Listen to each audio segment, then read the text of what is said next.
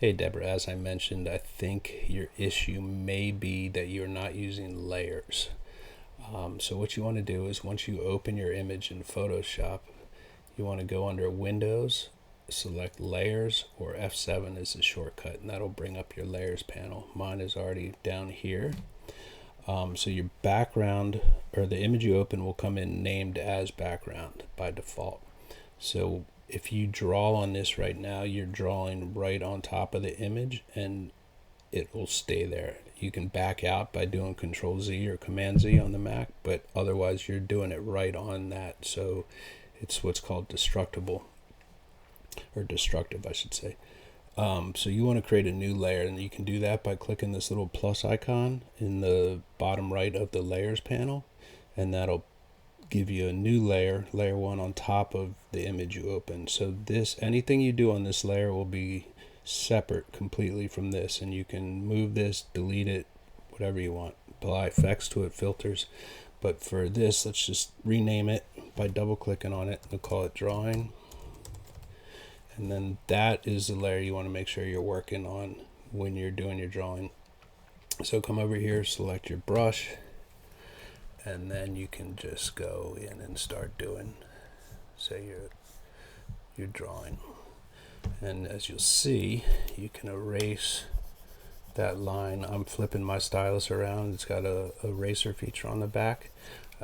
You said you had a Mac pencil. I think it's just a double click by tapping the barrel of your pencil, and it switches back and forth to eraser. Another shortcut key you can use if you just are keeping it on the pen is holding down the tilde key next to the 1, and that'll just turn into an eraser with the same settings as your pen. Release it, and then you can start drawing again.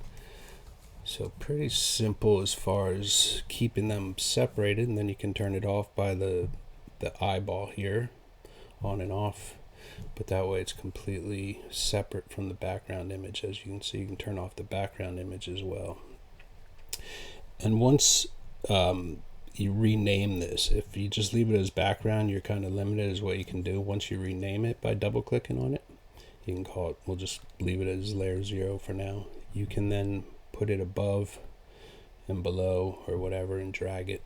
This is, once you get more into Photoshop, it'll come in handy, but for this purpose you just need to keep it on your drawing. You'd also asked about pen settings. So I'd mentioned mine has an eraser. For me, in the Wacom, you can select your pen, and it's got all these little buttons you can program. So I have an eraser. I just flip it around like a normal pencil, but like I mentioned, for your Apple Pencil, I think you just double click on the side of the actual pen, and that'll change it to an eraser, and then double click again and it'll turn it back to a pen.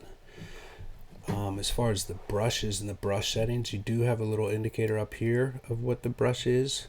Its opacity, its flow rate, so there's all kinds of fine-tuning you can get into, smoothing and angle of the brush. None of this you're going to really need right now, but you can go Window, Brush Settings, and that bring up a bunch of your different brushes that you have, and then you can change in there. You can change the size, the hardness of it. Let's turn this up so you can see the hardness and the softness of the brush, the edge, and then also the spacing.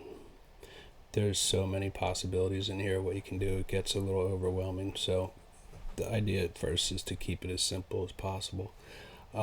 So we are in our brush still though, and one very helpful thing you can use is the square brackets on the keyboard to make the brush smaller and bigger. So the left bracket makes the brush smaller, and the right bracket makes it bigger. Will come in very handy. I think that was all that you had. If you have anything else or anything else comes up, questions, just let me know, and I'm happy to try and help you out any way I can. All right, good luck.